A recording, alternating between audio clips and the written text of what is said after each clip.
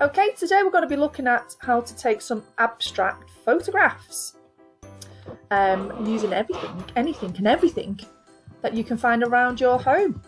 Okay, so I'm just going to start you off by showing you a couple of little abstract photographs that I've taken myself, and you can see that these have been highly edited, which I will show you in the next video. But all of these photographs were taken with my phone, with objects that are just around my house. Okay,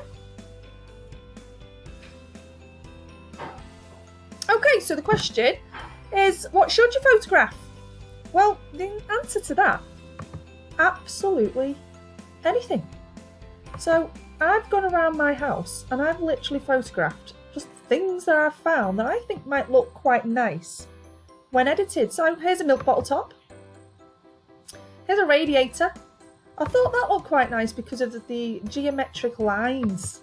So then I got a bit closer and took a close-up shot of the radiator. And then I realised as I was walking through my hall, there were some really nice geometric patterns and shapes on my staircase. So I took a photograph of that. Got a bit closer to an angle shot. Found a pineapple. Now, fruit in particular can be quite good to photograph because they are really great with textures and colours, especially if you get a bit close to them and try and take a really close-up shot. That can be quite good. Here's a whisk.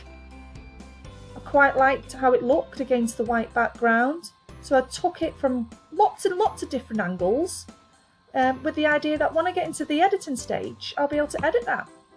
That's a juicer, from far away and close up. And then a milk bottle. And the milk bottle, oh, this is my particular favourite.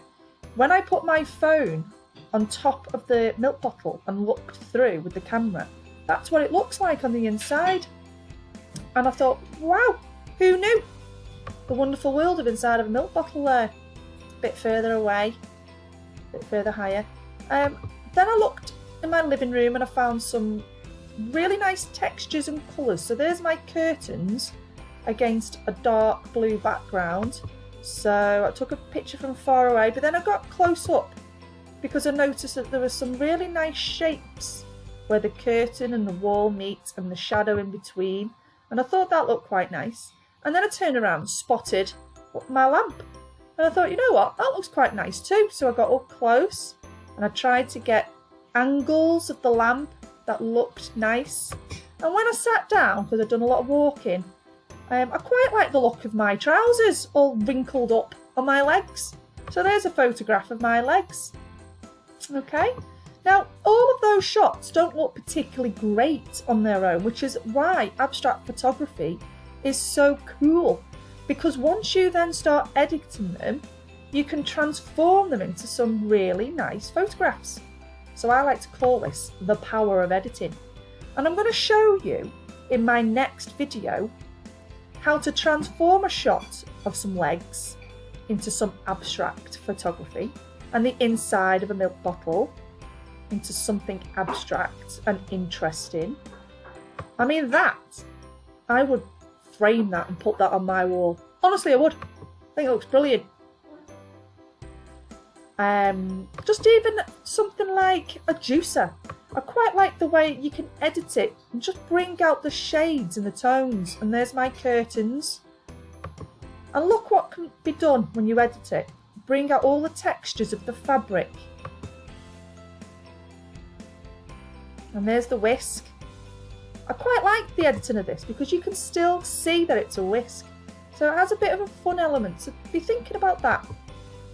Okay, now what I want you to do after this video is to pick up your phone or a digital camera or the camera on your iPad or whatever you've got to hand and literally just walk around your house and find interesting objects and items and textures and shapes, designs, and just start taking photographs. Don't be scared.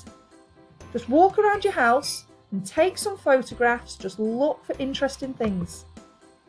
Once you've done that, go back onto my YouTube channel and find the how to edit your photographs using adjustment layers and Photopea tutorial. And I'll show you in that just how to transform them into a fantastic piece of abstract art photography. Okay, have fun everyone!